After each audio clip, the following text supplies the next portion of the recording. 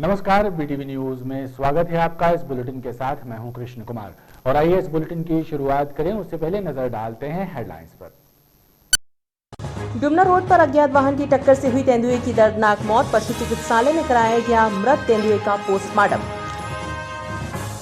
Collector ने किया नाले नालियों के सफाई कार्य का निरीक्षण। सड़क पर फैली गंदगी को लेकर नगर निगम के स्वास्थ्य अधिकारी को नोटिस जारी करने के दिए आदेश। और नगर निगम का खजाना खाली, कर्मचारियों के लंबित भुगतान तक के पड़े हैं लाले। नहीं कर रही प्रदेश सरकार मदद के लिए दिए जा चुके हैं कई बार पत्र।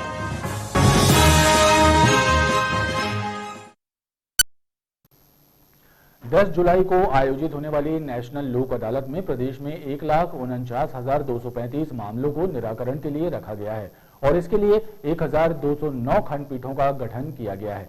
ये जानकारी देते हुए मध्य प्रदेश राज्य विधिक सेवा प्राधिकरण के सदस्य सचिव गिरिवाला सिंह ने बताया कि लोक अदालत में दीवानी, आपराधिक, शमनीय, विद्युत एवं जलकर, संपत्ति कर सहित अन्य प्रकरणों का निराकरण आपसी सहमति से किया जाएगा। मध्य प्रदेश राज्य विधिक सेवा प्राधिकरण के कार्यपालक अध्यक्ष जस्टिस प्रकाश श्रीवास्तव और हाई कोर्ट के मुख्य न्यायाधीश जस्टिस मोहम्मद रफीक के मार्गदर्शन में 10 जुलाई को नेशनल लोक अदालत का आयोजन किया जाएगा। इसमें प्रदेश के उच्च न्यायालय, जिला न्यायालयों और तहसील और तालुका स्तर पर आपसी सहमति के आधार पर निराकरण के लिए 1,49,235 मामले रखे गए हैं और 1,209 खंडपीठों का गठन किया गया है। सालसा की सदस्य सचिव गिरिवाला सिंह ने बताया कि इस वर्ष की पहली नेशनल लोक अदालत है ये। इसमें शमनीय, आपराधिक, मोटर दुर्घटना दावा प्रकरणों के साथ ही विद्युत, जल और संपत्ति कर सहित अन्य मामले निराकरण के लिए रखे गए हैं। वहीं ऑनलाइन मीडिएशन की पहल की गई है। लोक अदालत में लगभग 1.5 लाख मुकदमे रेफर किए गए हैं। हमें उम्मीद है कि जो सिविल विवाद हैं, जो पारिवारिक विवाद हैं, उसमें क्योंकि जजेस, पक्षकारों ने आकर बैठक में भाग लिया है और कुछ प्री सिटिंग में जो मैटर सेटल हो गए हैं, कुछ सेटल होने जा रहे हैं, वो जो जनरल माहौल बनता है कि चलिए हम अपनी बात, क्यों ना पक्षकार जब खुद ड्राइविंग सीट पर रहता, अपना मैटर सुलझाने को उसको अवसर मिलता है तो वो आगे बढ़ चढ़ कर हिस्सा लेता है। लोक अदालत का यही अर्थ है, लोगों की अदालत। नेशनल लोक अदालत में विद्युत बकाया राशि पर छूट का भी प्रावधान दिया जा रहा है। मंडी मदार टेकरी स्थित स्लाटर हाउस में जानवरों की स्लाटिंग का समय बदल जाने से लोगों ने राहत की सांस ली है। अब शाम की जगह सुबह 4 बजे स्लाटर हाउस खुलेगा और शाम को परिवहन भी नहीं होगा, जिसकी वजह से आवागमन भी व्यवस्थित रहेगा। मुस्लिम वेलफेयर संस्था के अधिवक्ताओं ने जिला प्रशासन के उस आदेश को स्वागत योग्य बताया है जिसमें मंडी मदार टेकरी स्थित स्लाटर हाउस का समय परिवर्तित कर जनता को राहत प्रदान की गई है। अधिवक्ताओं का कहना है कि शाम को स्लाटर हाउस के कारण पूरे क्षेत्र का यातायात प्रभावित होता था, लिहाजा समय बदलने की मांग 10 वर्षों से चल रही थी। अब जाकर स्लाटर हाउस की वर्किंग का समय सुबह 4 बजे कर दिया गया है, जिससे सभी राहत महसूस कर रहे हैं।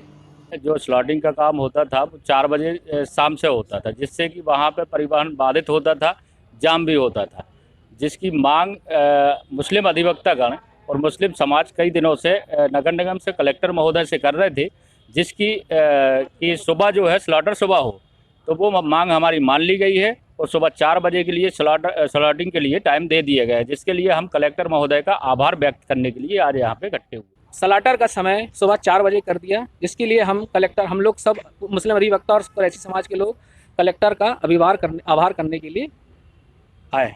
जिला प्रशासन के इस निर्णय से मंडी मदार टेकरी, ठक्कर ग्राम और रद्दी चौकी के आसपास रहने वाले और मुख्य मार्ग से आवागमन करने वालों ने चैन की सांस ली है। पेट्रोल डीजल मूल्य वृद्धि के खिलाफ युवा कांग्रेस कार्यकर्ताओं ने घमापुर चौक पर विरोध प्रदर्शन किया। दोपहिया वाहनों का अर्थी जुलूस निकालते हुए युवा कांग्रेस कार्यकर्ताओं ने आरोप लगाया कि सरकार की गलत आर्थिक नीतियों के कारण जनता परेशान है।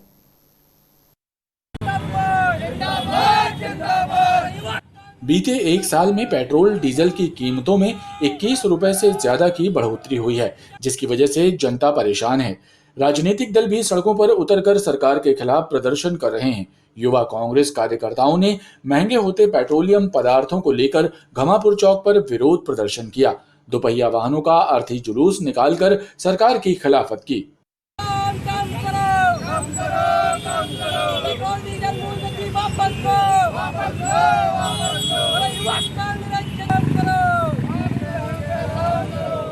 जिस तरह पेट्रोल डीजल के बढ़ते दामों के कारण लोगों का जीना दुर्भर हो गया है, महंगाई प्रतिदिन बढ़ती जा रही है।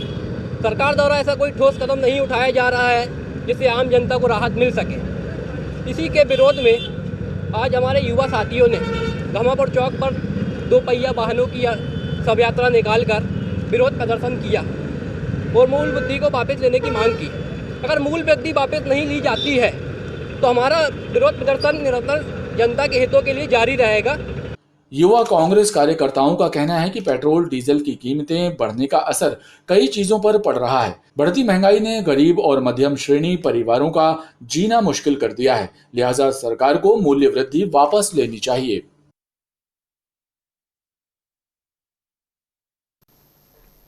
गधेरी निवासी एक दिव्यांग ने कलेक्टर से मदद की गुहार लगाते हुए रोजगार दिलाने की मांग की है। दिव्यांग ने बताया कि उसके भाई का डुमना रोड पर एक्सीडेंट हुआ था और अब उनके यहाँ कमाने वाला कोई भी नहीं है।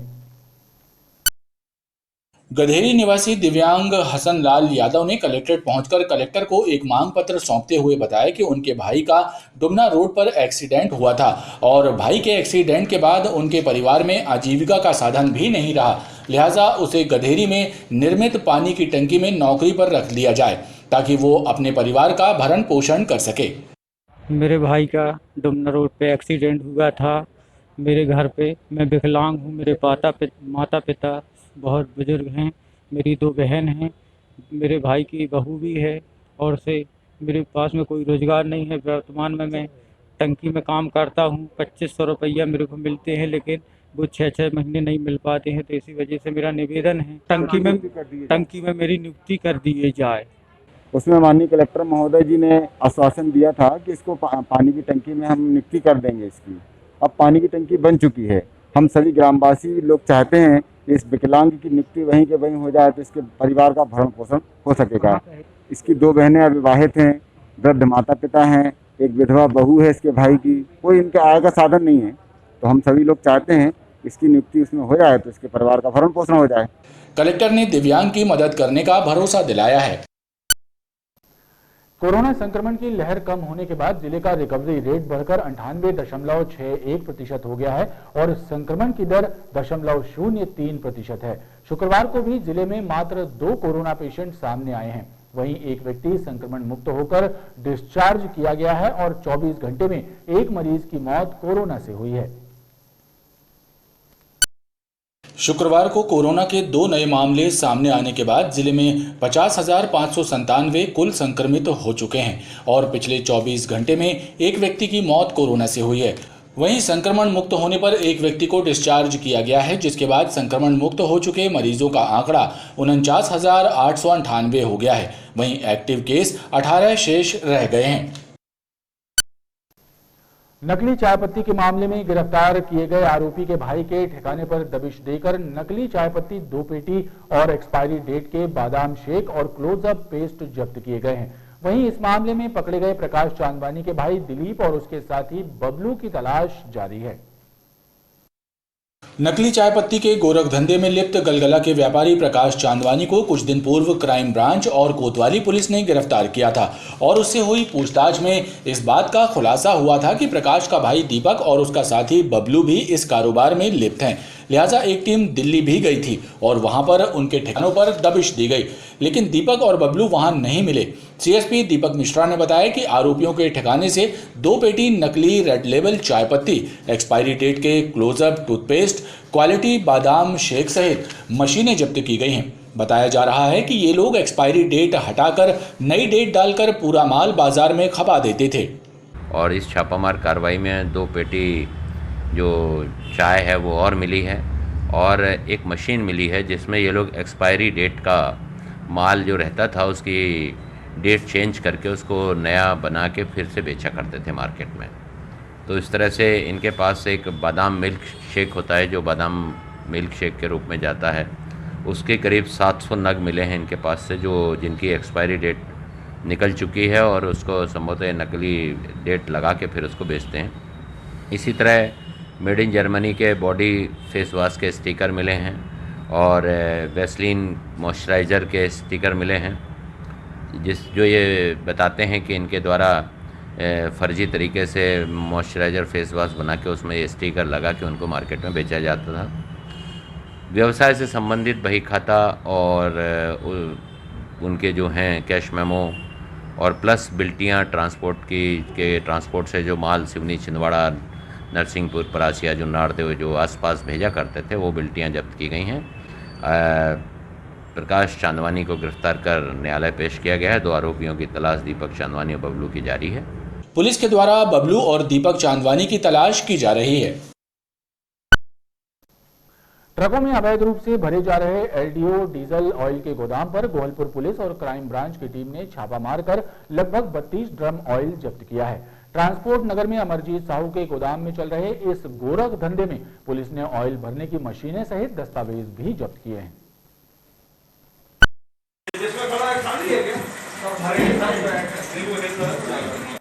क्राइम ब्रांच और गोहलपुर पुलिस ने ट्रांसपोर्ट नगर में अमरजीत साहू के गोदाम में छापा मारकर लगभग 32 ड्रमों में भरा एलओडी ऑयल बरामद किया है। गोहलपुर सीएसपी अखिलेश गौर ने बताया कि मुखबिर की सूचना पर की गई कार्रवाई के दौरान पाया गया कि अवैध रूप से ट्रकों में एलओडी लाइट डीजल ऑयल भरा जा रहा था और अमरजीत साहू का लाइसेंस भी रिन्यू नहीं था, लिहाजा लाइसेंस सहित अन्य दस्तावेज जब्त करते हुए उनके विरुद्ध विभिन्न धाराओं के तहत मामला कायम किया गया है। एलडीओ बोलते हैं इसे। इसके अवैध रूप से ट्रकों में भरा जा रहा था। ये एलडीओ जो होता है ये भारी वाहनों में प्रयोग नहीं किया जा सकता है, जिसकी सूचना पर हमारी और क्राइम ब्रांच की टीम के द्वारा रेड की गई। तो यहाँ से लगभग 30-32 टैंक इनसे डीजल, ये लाइट डीजल ऑयल जब्त किया जा रहा है और इनसे पूछताछ की जा रही है। इनके पास लाइसेंस इनका समाप्त हो चुका है, इन्होंने अभी रिन्यू नहीं कराया है, तो उसी संदर्भ में इनके खिलाफ संबंधित धाराओं में कार्रवाई की जा रही है। बताया जा रहा है कि ये ऑयल हैवी व्हीकल में इस्तेमाल नहीं किया जाता है, लेकिन इसके बाद भी ये ट्रकों में अवैध रूप से भरा जा रहा था। बहरहाल पुलिस पूरे मामले की जांच में जुटी हुई है। चलती ट्रेनों में रेलवे स्टेशन परिसर सहित शहर के अन्य स्थानों में घूम घूमकर लोगों के मोबाइल चोरी करने वाले झारखंड मोबाइल चोर गिरोह के 2 सदस्यों को मदन महल जीआरपी की टीम ने गिरफ्तार किया है। जीआरपी चौकी प्रभारी राजेश राज ने बताया कि जीआरपी द्वारा मोबाइल चोरी की एफआईआर दर्ज की जा रही है। चलती ट्रेनों और रेलवे स्टेशन प्लेटफॉर्म पर घूमकर लोगों के कीमती मोबाइल पार करने वाले झारखंड मोबाइल चोर गैंग के 2 सदस्यों को मदन महल जीआरपी ने प्लेटफॉर्म क्रमांक 2 से गिरफ्तार किया है। चौकी प्रभारी राजेश राज ने बताया कि गिरफ्तार किए गए चोर चिरंजीव दास और सागर यादव ने 5 जुलाई को एक टीटी का मोबाइल भी चोरी किया था।